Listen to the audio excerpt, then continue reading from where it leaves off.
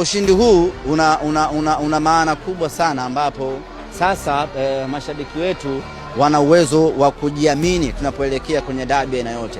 Lakini kwa lugha nyepesi tunaweza kusema kwamba tumevunja uteja.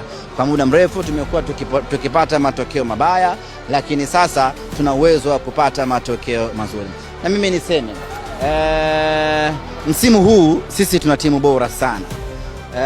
Ukiangalia mechi iliyopita ya dabi ambayo tulishinda goli 1-0, line 1 akakataa goli letu kwa makusudi.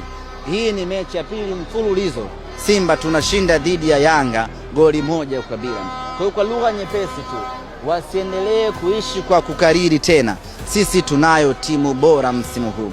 Wanapokuja kucheza na sisi waje kwa kutuheshimu, kwa sababu Simba hii sio Simba ya mwaka jana wa mchezaji tumkizi Mbegu amepewa msemaji bora wa mashindano, mimi hapa nimepewa. Kwa hiyo tumechukua kila kitu hilo.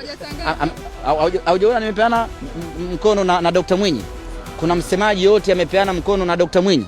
Mimi peke yangu ndo nimesalimiana na Dr. Mwinyi. Maana yake ni kwamba mimi ndiyo msemaji bora wa mashindano ya muungano. Sio kwamba tu hakuwepo, labda naye wangepeana. Alikatazwa na nani? Inaonekana amechimba mapema leo.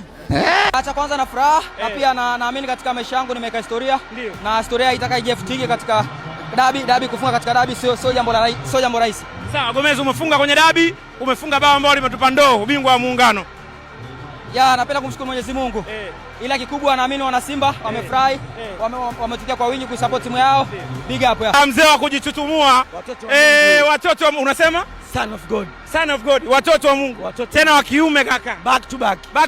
Nachukua hiyo. Unachukua tena nini? Unachukua hii muungano. Hii kombe. Kwa hiyo umechukua tena Back to back. Tueleze walau kwa uchache mechi ilikuwaje kaka? Kwanza tunamshukuru Mungu kwa matokeo tuliyopata, kwa sababu hii ni dabi. Ndio. Na ukiangalia mashabiki wa Simba wana muda mrefu hawajapata matokeo. Ndio. Kwa hiyo ni furaha kwetu sisi wachezaji kuhakikisha mashabiki wetu wanafurahi, kwa sababu muda mwingi wapo na sisi, wanatusapoti. Kwa hiyo nahisi ushindi wa leo ni kwa ajili ya